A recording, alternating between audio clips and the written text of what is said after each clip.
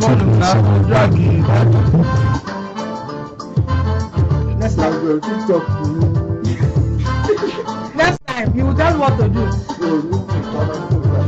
So much sorry.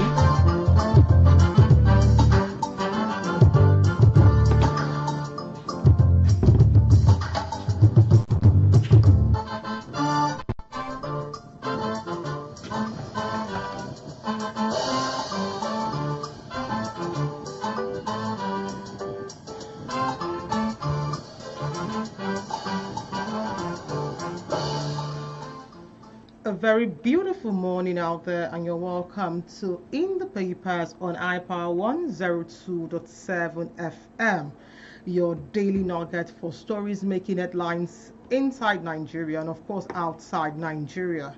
I am your host, Florence Adebayo, and we shall be taking stories from various newspapers ranging from The Punch. We have stories from The Hope. We have stories from The Nation's newspaper. And we have stories from the Guardian newspaper. Today's segment will be divided into two, where we have the first segment where we'll be talking on the stories and major headlines for today. And the second segment will bring in our in-house analyst, where we shall be talking and deliberating on the major stories read so far. So permit me to go on a very short break. When we come back, I'll read out the major headlines for today's stories and we'll move forward from there.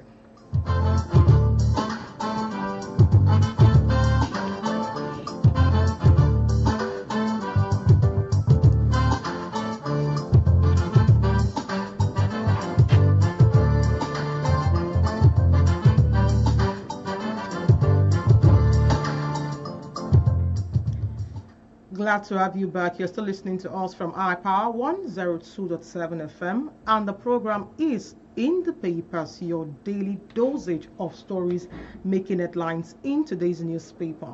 I have this one from The Hope, and it says, Imo Lehin, Lot Ayedatiwa education reform dedicates U.S. honor to the sector.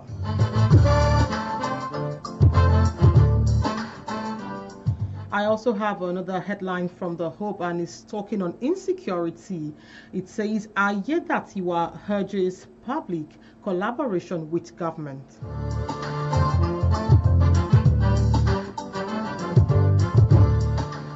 Still taking headlines, and we have this one from The Hope. Similarly, it says, PDP postpone Oshunguba primaries amid national leadership crisis.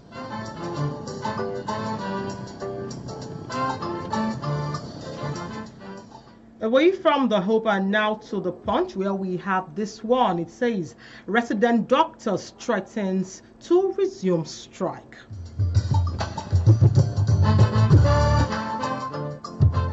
Also, we have this one from The Punch. It says, federal government offers HIV patients free liver and kidney tests.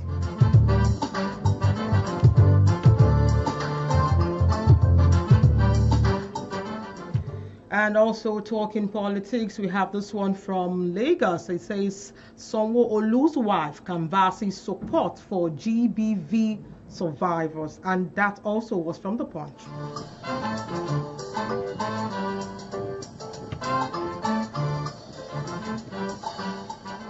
Still taking headlines, we have this one from The Punch. It says, Tinubu plans replacement as defense minister resigns.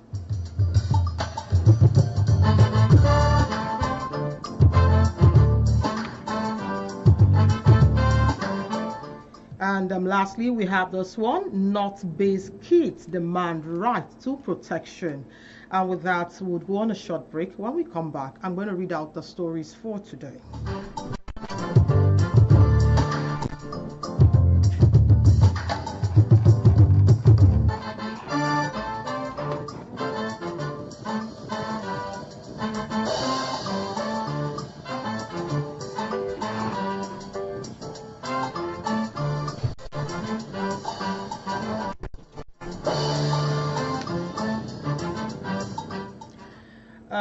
A very warm welcome to all of us. And of course, now to the story. We have this one from The Hope, and it's talking on insecurity.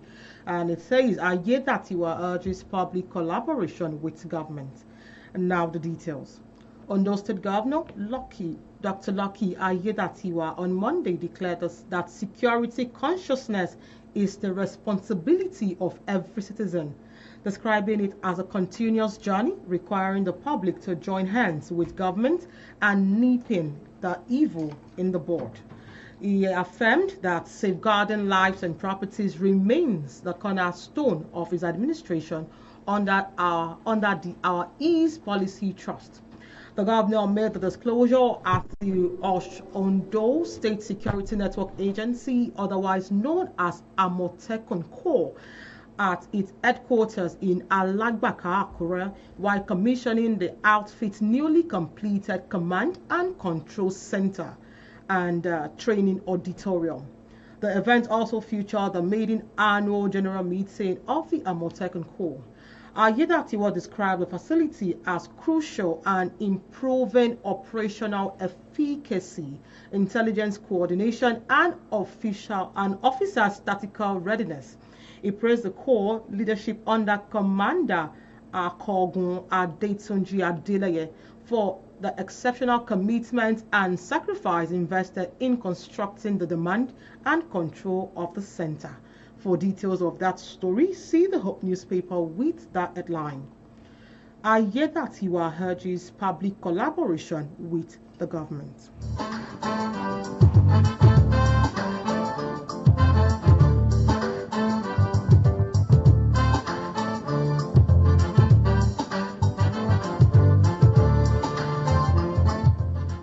Also looking into the Help newspaper this morning, we have this one. It says PDP postpone Oshunguba primaries amid national leadership crisis. Now the details. The People's Democratic Party in Osun State has announced the postponement of its governorship primaries, which were originally scheduled for Tuesday, December 2nd. The decision comes amid the escalating leadership crisis at the party's national level, which has disrupted critical pre-primary processes. State Chairman Sunday BC made the announcement on Monday while addressing journalists, party members, and stakeholders, updating them on the recent development affecting the party's preparation for the 2026 governorship election. BC reaffirmed that Governor Ademola Jackson Nuruddin Adeleke had fulfilled all requirements under the party's timetable for the nomination process. According to him, the governor purchased and submitted the express of interest and nomination forms within the official window of October 13, 2025, and subsequently appeared before the PDP screening committee on October 30, where he was duly cleared and issued a certificate of clearance. However, the state chairman explained that shortly after these steps were completed, internal disputes within the PDP national leadership worsened. The suspension and counter-suspension of key national officers who are central to the conduct of the congresses and primaries, as well as the transformation of candidate names to the Independent National Electoral Commission, INEC, created uncertainty that disrupted the primary schedule. For details of that story, see the Hope newspaper with this headline: PDP postpone Oshunguba primaries amid national leadership crisis.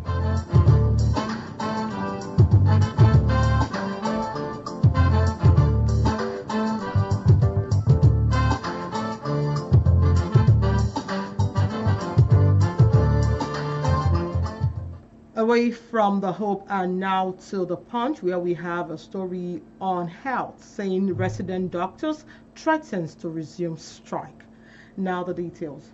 The Nigerian Association of Resident Doctors on Monday warned that it would resume a total, indefinite and comprehensive strike if the federal government fails to implement agreed upon demand within 4 weeks.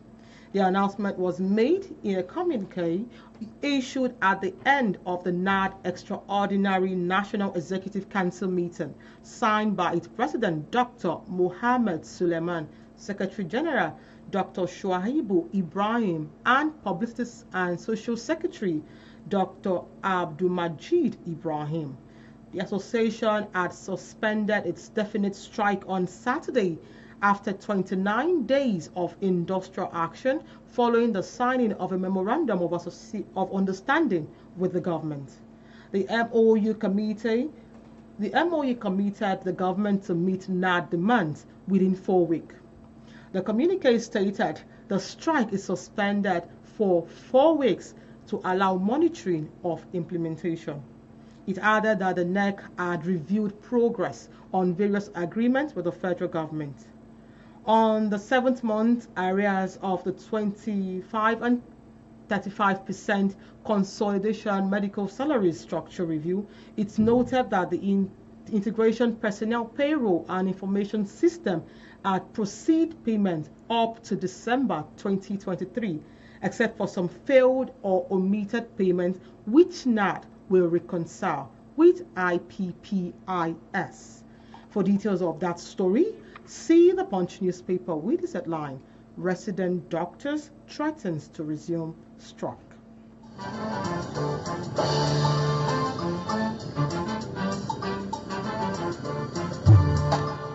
For those just joining us, the program is In the Papers, your daily nugget for stories making headlines in today's newspaper.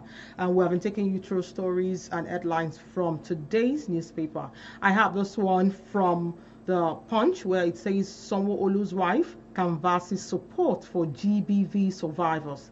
Now the details. The wife of the Lagos State Governor, Dr. Ibijoke Sanwo-Olu, on Monday called for support for survivors of gender-based violence.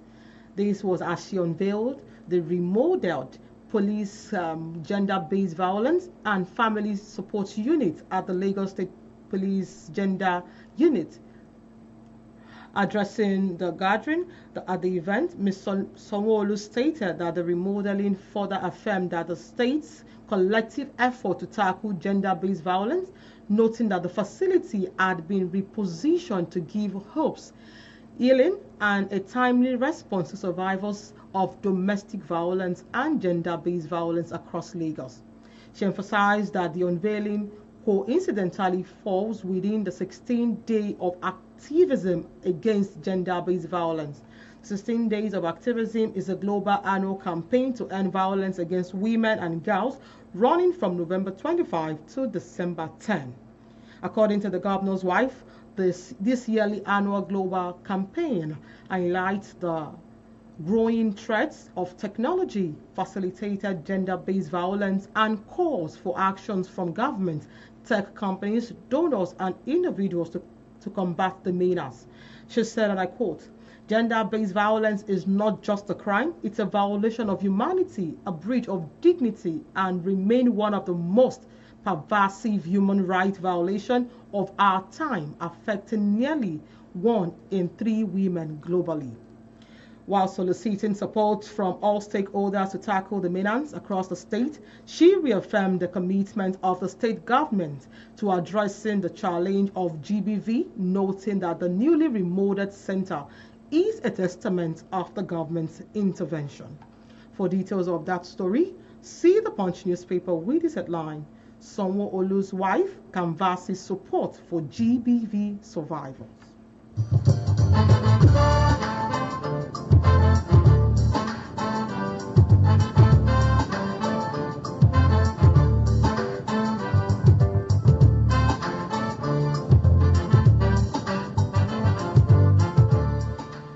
Yes, you're glad to have you back. We're still listening to iPower 102.7 FM. And of course, we have this one from the Nation's newspaper, and it says, Osun Governor Adeleke resigns from PDP. Now the details. The Osun State Governor Ademola Adeleke has resigned his membership from the People's Democratic Party, PDP, as political parties comment 2026 gubernatorial primaries. It is coming barely 12 hours when the Osun State chairman of PDP, Sunday BC, said Adeleke will not pick the party re-election ticket over national leadership crisis. The letter of resignation by Adeleke obtained by the nation was addressed to the PDP chairman of his Ward 2, Sagba Abogunde, Ede, Osun State, which was dated 4th November 2025. According to the letter titled Resignation of My Membership of the People's Democratic Party, read, due to the current crisis of the national leadership of the People's Democratic Party, I hereby resign my membership of the People's Democratic Party with immediate effect. I thank the People's Democratic Party for the opportunity given to me for my election as a senator representing Osun West and as a governor of Osun State under the People's Democratic Party. For details of that story, see the nation's newspaper with the headline, Osun Governor Adeleke resigns from PDP.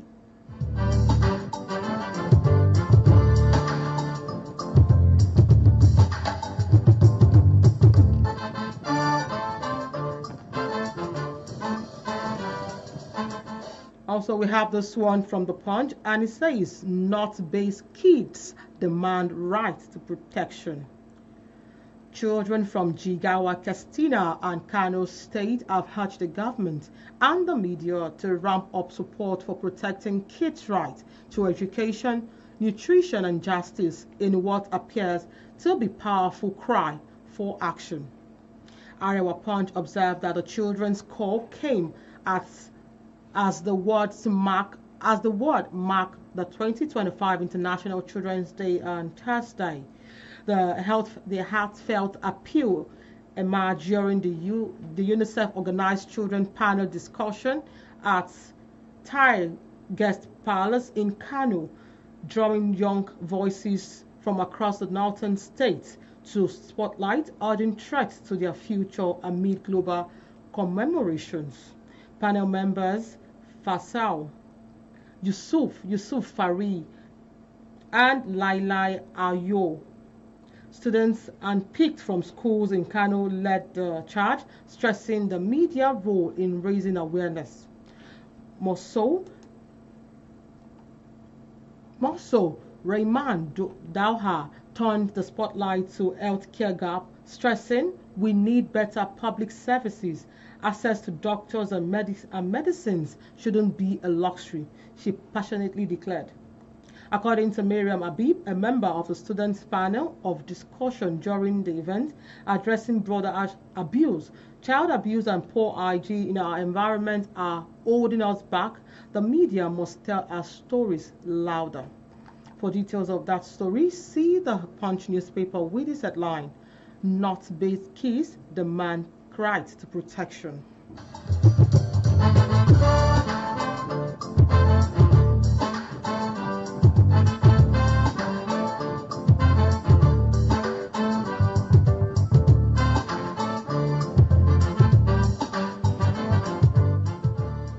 Also, I have this one from The Punch, and it's saying Tinubu plans replacement as defense minister resign.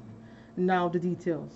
President Bola Tinubu is set to name a new Minister of Defense this week following the sudden resignation of the incumbent Badaru Abubakar, who quit the cabinet on health ground. Abubakar's resignation, which takes immediate effect, was conveyed in a letter dated December 1 and addressed to the president. Development was announced in a statement issued on Monday evening by Tinubu's Special Aide on Information and Strategy Bayo Ononuga. In the letter, dated December 1, sent to President Bola Ahmed Tinubu, Abubakar said he is quitting on health ground. The statement read, Abubakar, 63, served as a two-term governor of Jigawa State from 2015 to 2023 before his appointment as a Minister of Defense in August 21, 2023. Its exit comes at a sensitive moment for the administration, which is grasping with rising insecurity that recently compelled President Tinubu to declare a nationwide security emergency. The president had unveiled new measures, including the recruitment of 20,000 additional police officers, deployment of forest guard, and heightened security for schools, churches, and mosques in vulnerable communities. For details of that story, see the Punch newspaper with this headline: Tinubu plans replacement as defense minister resigns.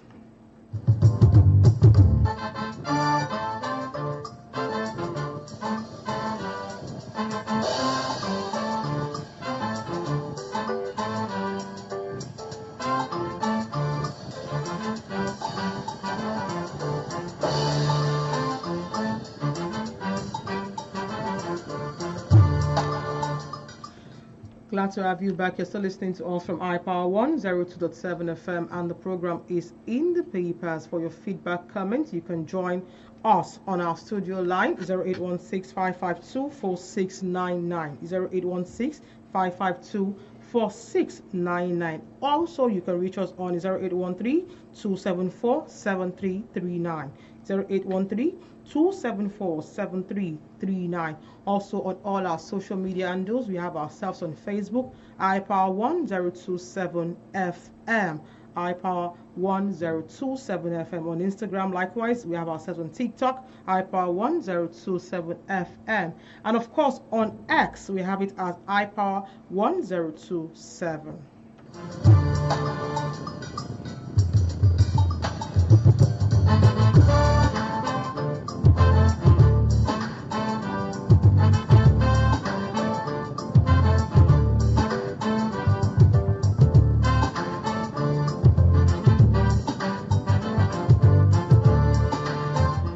And I have this one from the Punch. It says, Rivers Assembly attacks Fubara over infrastructure collapse and 600 billion naira savings. Now the details. A fresh crisis is brewing between the Rivers State House of Assembly and Governor Siminalayi Fubara as lawmakers criticize the state government for alleging abandoning public schools despite the state's sole administrator, Rear Admiral Ibok Ete Ibas, retired, left over 600 billion naira in a state account on his exit in September. Fubara, however, reflected on the political crisis that rocked Rivers State, noting that he experienced peace only after the 6-month emergency rule declared by President Bola Tinubu was lifted. 6 months after assuming office in 2023, a disagreement between Fubara and his predecessor and political godfather, now Minister of the Federal Capital Territory, in some weeks escalated into a major political crisis. The impasses led to the emergency of two speakers in the House of Assembly, Martins Amewele, loyal to Wike, and Edison Ehi, loyal to Fubara, following a bombing of the Assembly complex amid a rumor of an impeachment plot against the governor. As the crisis peaked in March 2025, President Tinubu declared a 6-month emergency rule suspending both the governor and lawmakers and appointing Ibas as sole administrator. The emergency rule ended on September 18, 2025, after which both the governor and the assembly returned duty, pledging to work together. However, on Monday, lawmakers criticized the administration and paying lip service to deteriorating infrastructure in public schools. For details of that story, see the Punch newspaper with this headline: River Assembly attacks Fubara over infrastructure collapse and 600 billion naira savings.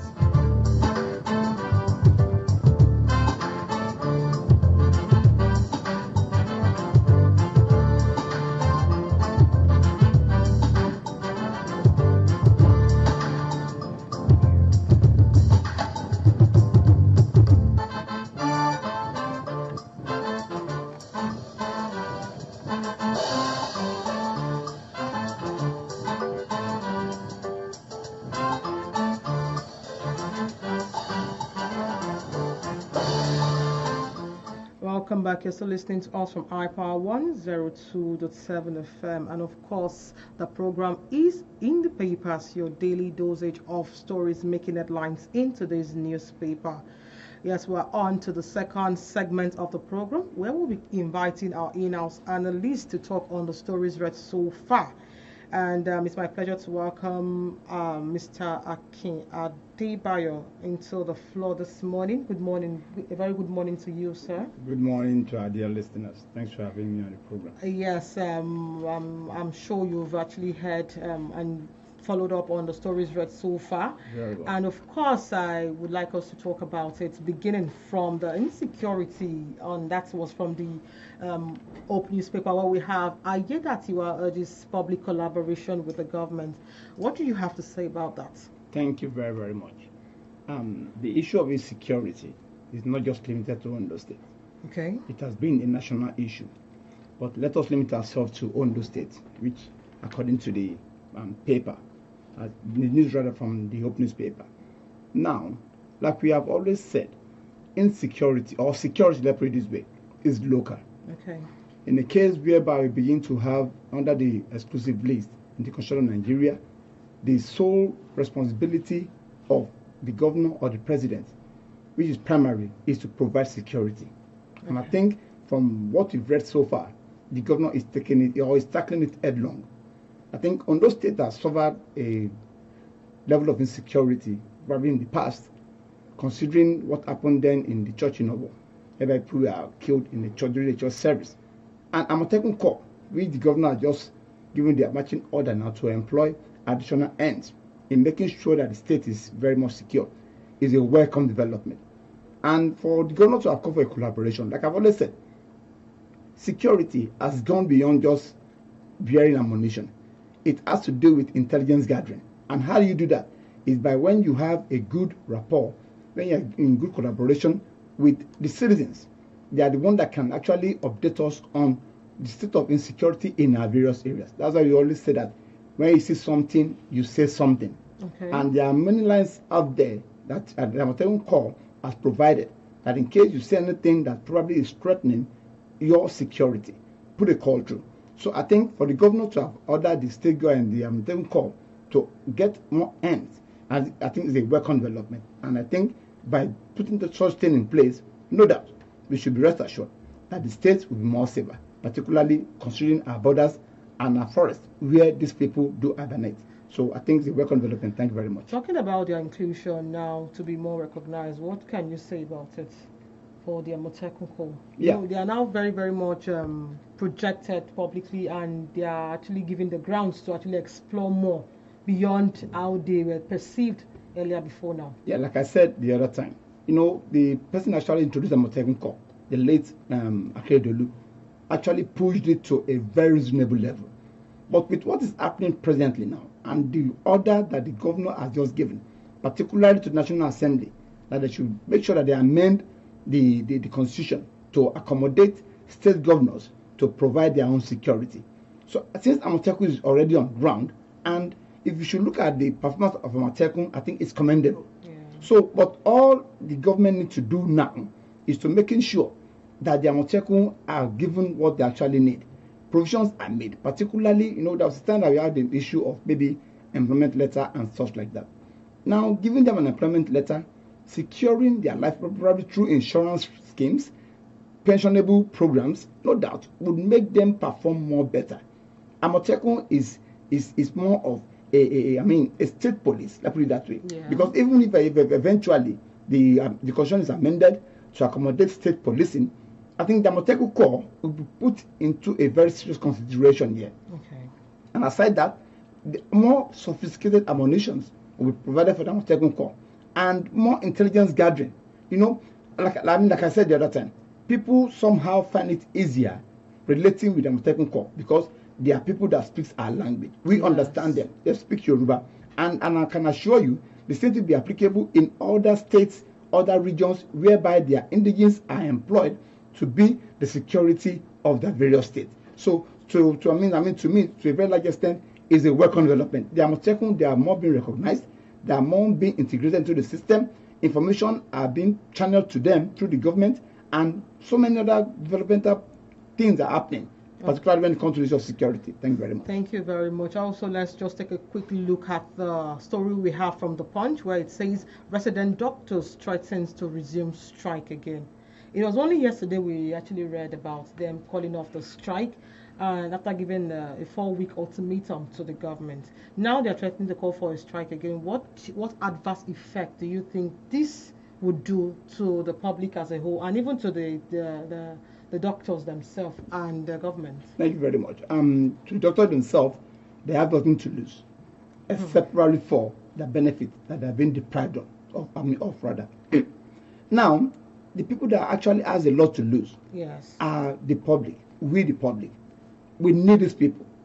You see, and I think it is high time the government at the federal and state level take the issue of resident doctors more seriously. It's like we are just handling it with kid gloves. I don't mean to deal with them, no. I mean, meeting up to the demands. Now, most of them, that's why we do experience brain drain. Yeah. Because of trying to seek for greener pastures, you see them vacating their post of duty to greener pasture in overseas countries. The question is this: why are they running to those overseas countries? Can't our government at the state, federal, and local level put in place structures, put in place benefit that could make these people to stay behind and perform their duty? Now they just ended the strike. Not barely 24 hours again, they are threatening another strike. Why can't the government do the needful? Why can't they put in place or should I say, meet their demands? For how long will you continue doing all this? And I think the singular reason why it appears they are not concerned is because they don't really get medical facilities yet. Whenever they have ordinary headache, you see them, they've jetted out to go for medical facilities in overseas countries. And unfortunately, whenever they go to those hospitals, the people that they met there are equally Nigerians. Why can't we do the needful? Why can't we do the right thing? Why can't we just make sure that these are people that our lives depend on? We don't have money to run out of the country. Why can't they just meet up with their demands and let the issue of this strike go to rest? Enough of this act of non-compliance to agreement, and that has been the major problem. Now they can't just say that they want to embark on strike again, if not for the fact that the government is yet to meet up to their demands. So I'm urging the government to please meet up to the demands of the resident doctors so that they can perform their duties as expected. Thank you very much. Thank you very much. Also, we're going to take a look at this one where we have Sanwo-Olu's wife canvasses for GBV survivors, and that's gender-based violence. So what do you have to say about this? Because I think this is actually giving us the female gender now, the upper voice. We can boldly say these days people actually come out to bear it all out the way it is when it comes to gender-based violence. And what do you have to say about it? Thank you very, very much. Gender-based violence has been an issue that has been on ground for some time now, and I'm so happy that the women, particularly the first ladies of various states, that are tackling it headlong. Gender-based violence has been an issue that has threatened the female existence. We've had instances whereby, due to marriage and what have you, some men have beaten up their wife to the pub. Some even died along the line, all because of marriage. Should we not say that because you are married now, does it that mean that you are signing your death warrant? No, it shouldn't be. So I think it's a work on development. And if you look at it very, very well, it's not just happening in Nigeria. I think it's a global affair. Yes. So it is high time we take the issue of gender-based more seriously. It is high time, like violence. Of course, men suffer violence as well. But if you put it side by side, proportionately, you discover now that women are victims of this violence. How many strength does the woman have to fight her husband?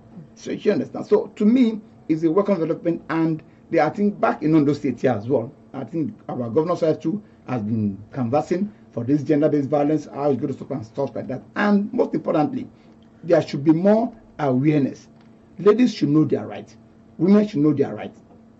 Like I've earlier said, getting married doesn't mean a death sentence. No, you should know when to stop. You should know when to make report. Like I've always said, when you see something, you say something. It's equally applicable here.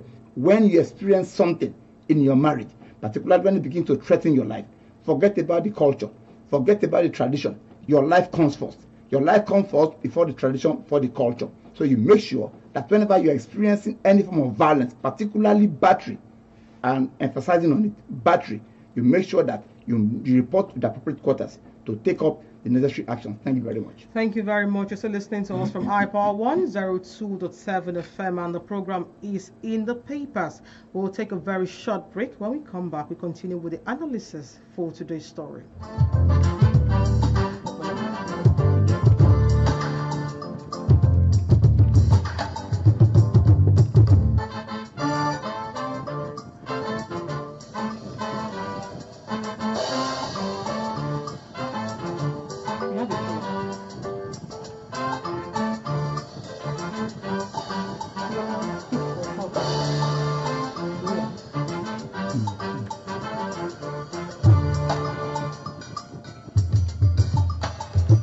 Welcome back. I think we have a caller on the line.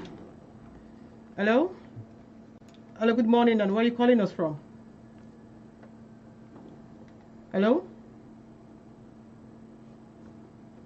Hello, good morning, and where are you calling us from?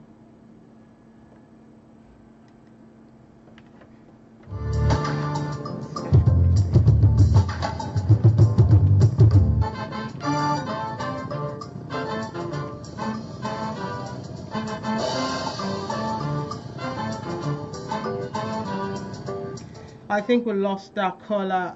The studio line remains 0816-552-4699. 0816-552-4699. Also, you can reach us on 081-3274-7339. 081-3274-7339.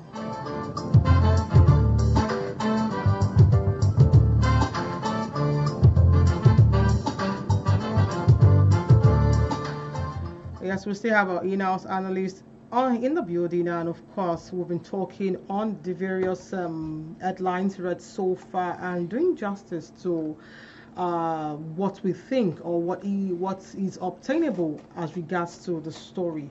Now we have this one from the Nations, and it was read out that Osun Governor Adeleke resigns from office. What do you think about this headline and the content of the story? Thank you very, very much. It's just unfortunate that PDP find itself in this mess. It's a real mess. PDP, for a very long time now, have been riddled in all manners of crisis. Internally, externally, it has been terribly terrible, let me put it that way. Now, we cannot blame Osun State Governor for jumping ship at this point in time, or probably resigning from the party. More prominent persons have resigned over time. Basanjo resigned, Evo did not fall. Many governors are equally resigned. And I think for him to have even stayed this far, I still want to commend his loyalty. Okay. But we're talking about somebody that wants to go for the governorship election again for the second time. And he's now in a party that is from one court to the other, obtaining all manners of court orders, injunction, obtaining all manners of issues. And now, let's be sincere with ourselves. Who will want to take such risk? If you could still remember the case of I've forgotten his name, that happened to Jagede then during Jagede's something. He first victim of the same thing. Whereby you now have two the McCarthy and Almodu faction. It actually cost Jagede his election then. But be that as it may, I think Governor Adeleke, to best of my own understanding, has taken the best decision. Because in the case whereby you don't even know whom the chairman is, you don't know whom the secretary is, and these are people that are going to append their signature to the form. Now it's going to be a disservice to himself, or let me put it that way, it's going to be a disservice if he decided to take such risk and still went ahead to obtain the form, and God forbid eventually maybe INEC now recognize the other faction. It's a disservice on his own part, which means automatically he has lost the election. So I think for him to have become let's say resign from the party is, to me, is a welcome development. And he should not think of the party that can help him to foster his ambition. Because it cannot be, you see, a house divided against itself cannot stand. That means the Bible. So in the case whereby you are and it's going to be the immediate victim of that crisis if he doesn't take the right decisions now. And so you should not wait until he is used as a scapegoat to test the water of whom the original national ESCOs are. And of course, the constitution is clearly stated it, that whenever there is crisis at the national level, then that is when you can jump ship. And I think he has just, should I say, exercised his right based on the constitution of the PDP. So to me, I think Governor Demola Adeleke has taken the best decision regarding his ambition of contesting for the next governorship election in Osun State. Thank you very much. Yes, thank you very much for that. Also, we have this one from the Punch. It says, North-based kids demands right to protection. With the look of things and the level of insecurity happening around Nigeria, and this cry for protection, what do you think the government should do, particularly to the kids? Because for every time there's an issue of insecurity, I think it begins, or it gets louder from the northern parts, then to the southern parts, and subsequently to every other part of Nigeria. So talking about this north-based kids demanding right to protection, what voice can you lend to it? Thank you very, very much. Under the United Nations Charter, the children has a right. And I think those children that are just trying to exercise their right under that charter, under UNESCO. Now, security is very principal, it's very paramount. Now, look at the statistics.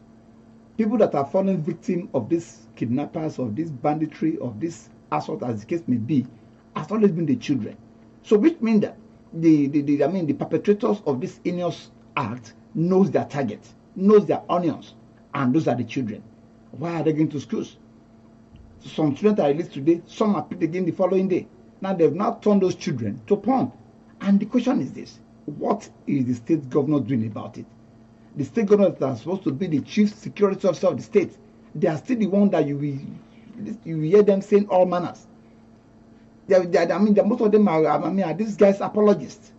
These are people that will be telling you all manners of stories that you begin to imagine. These state executives know what they are doing at all. So if the children are calling now, in fact, it is long overdue, I must confess. If the children have been coming out to hear their voice, to hear their opinion on the way at which they are being kidnapped, on their victimhood, because whenever these people strike, they fall victim. I think something should have been done all this while.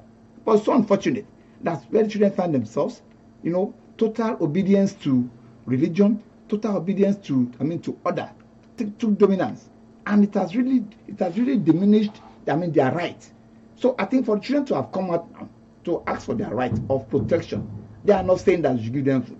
They are not saying that you give them clothes. They are saying that for protection. Because it's only when you are protected, it's when your life is secured, that is when you can have access to other amenities. So I think the children, they are on the right track regarding their right to protection. Thank you very much. Thank you very much. You're still listening to us from iPower 102.7 FM, and the program is In the Papers.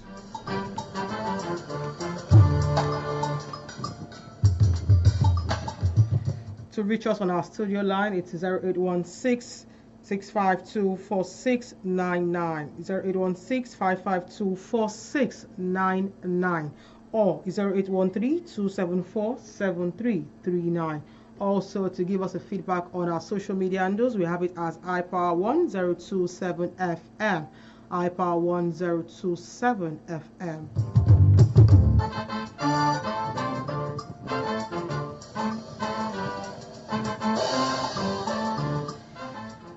Also, talking resignation, I think it's raining resignation this era, because we have this one from the Punch, and it says Tinubu plans to replacement as defense minister resigns. Now, what do you have to say about this particular one, given the fact that he stated that it's on health ground, and looking at how critical the society and talking insecurity is in the country at this time? Thank you very, very much. Whenever you hear an average Nigerian politician resigning on health ground, just know for sure that he has been boxed to the corner. He just kind of soft landing, let me put it that way. What has been the performance of both ministers of defense? Is it Badaru or Matawali? What has been their performance? Is it not under their watch that all manners of things have been happening? So I think with the threat of President Donald Trump, for him to have categorized Nigeria as a CPC state, country of particular concern, I think Tinubu, which is the chief security officer of the country, must be up and doing in making sure that he protects the integrity, national integrity of the country, and equally protect the lives and properties of its citizens. He's the father of the nation as you speak. So the bulk of the responsibility lies on his table. So as a matter of fact, for this man to have resigned, well, I don't want to delve much into their political gymnastics because I can assure you there is more to it. So I think since he's not performing, and not just only him, if there are other ministers that are not performing as expected, then he should equally call them to order and give them the soft landing that I think this man has benefited from. This is just face saving, because how could you, a minister? I was amazed when he said where the terrorists are, that bomb cannot penetrate them in the thick forest. I mean, are you talking to a kindergarten student? Are you talking to people that doesn't know anything about security? How could you tell me that bomb cannot penetrate? Ordinary banger or this knockout, we penetrate and we even see hear the sound in the bush. We still make that sound known. Not talk of a bomb. I mean, at times I get amazed when some people just go on here and who's out some certain statements. Don't they even think about it? Don't they digest it before coming on here to who's out such things? So I think for him to have resigned is a welcome development, and I only encourage the president. You see, these are sensitive positions. The position of the National Security Advisor and colleague, maybe Chief of Defense, Minister for Defense, should be held by people that actually has experience in those areas, not just for political reasons. And by the time you become too political about it, by the time you begin to share positions based on political affinity, based on political support, based on political benefit, this is the result we do see. What does he know about defense mechanism? What does he know about, putting in place the rightful defense and structures? So that is why this is an opportunity for the president now to now consider a more capable one, someone that has, should I say, a military or security background, someone that has the experience. So I think this is an opportunity for the president to put the right peg in the right hole, because these people are not the right peg in the right hole. They are just there making money and leveraging on the insecurity to enrich themselves. So to me, I think for him to have resigned as reported, let's just take it that way. But to me, I think it's more with this saving and soft landing. But it's an opportunity for the president to make sure that he employs or he considers a more competent and capable one to fix the position. Thank you very much. Thank you. And lastly, before we take it or call it a day or a wrap on the program, we have this one from Rivers State, talking Rivers Assembly attack on Fubara over infrastructure collapse and 600 billion saving. There has been back and forth in Rivers, and I'm talking about Fubara and Sinalai and his political allies. What do you have to say about it and with this infrastructural collapse allegation? Thank you very much. I think it's been a while now we've heard about Sinalai Fubara and the House Assembly. We don't need to be told, who is actually beating the drums for those that are dancing. We call this kind of dance the dance of three witches. Do you understand? So I think Fubara on his own part, I think he has just graduated from the school of politicking and politricking. So I think he shouldn't fall victim of the one he fell for the other time. Now, even if these people are speaking, if they are threatening fire and brimstone, I think he should maintain his cool and do the right thing. Now they've just raised an issue that seems to be an issue of concern to them. So I think all he needs to do now is to look into it. You don't need to address, you don't need to return back or reply any of their statements. You don't need that. You are the governor, you are the executive governor, you have the power of the purse. They've been to a particular school and they are lodging complaints. It's a matter of him going there and look into it and fix what needs to be fixed. Action speaks louder than voice. It doesn't need to reply any of that statement. I think by now you should have learned the craft of politicking and politricking, because they are trying to stir up another issue now. So him replying, him responding, him trying to be impulsive on their statement will not help him. Rather, he should embark on things, on projects that will make the indigenous or citizens more happy with him. And if those concerns raised by that assembly is there anything to look into, he should look into it without him making any statement. So I think Senator Fubare is not a more mature politician. He has learned the craft now. You know, you are talking about somebody that just came from the civil service, and became the governor. All of you, just like you sleep and wake up the following day, you find yourself in American presidency. I mean, I'm going to manage it. So that's what actually happened to him. So, and having been on 6 months sabbatical, he must have learned some certain things there.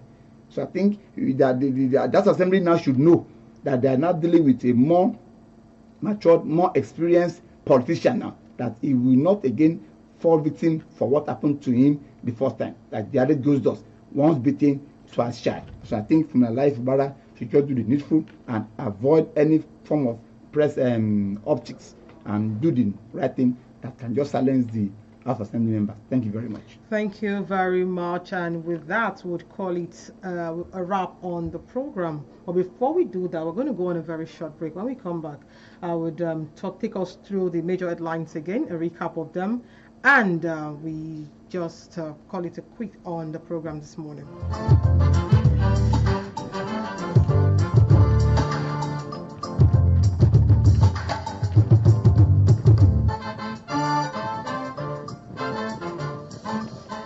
Welcome back. The program is In the Papers, your daily dosage of stories making headlines in today's newspaper.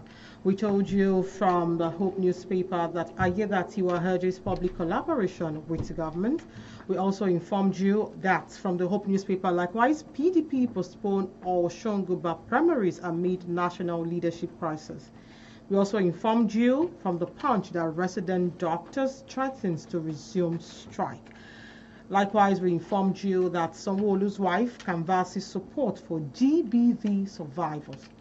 Also, we informed you that Tinubu plans replacement as defense minister resigns. Also, we informed you from the Punch, that the North-based kids demand right to protection. Similarly, we informed you from the Punch that River Assembly attacks Fubara over infrastructure collapse and 60 billion naira savings. Also, we informed you that from the Nations that Osun Governor Adeleke resigns from PDP. Also, we informed you that, like I said, Osun Governor resigns from PDP. And with that, we would call it a wrap on the program. Many thanks to our in-house analyst, Florence Adebayo. It's glad to have you on the program this morning. Thank you very much. Thank you very much for honoring the invitation and giving us your 2 cents on what you think on today's politics. It's a pleasure. Yes, and with that, we'll say a very big thank you to everyone that's worked with us on the program, right from GM, the engineer Paul Ulu, to the head of programs, Olurotimi Elijah, and of course to ICT manager, the studio manager, and everyone has worked with me this morning. Until we come your way again, same time, same station, iPower 1027 FM. I imbibe you, I indulge you to please stay tuned to iPower, because we have loads and loads of program designed for your listening pleasure. My name, I remain Florence Adebayo, and until next time, be good and stay informed.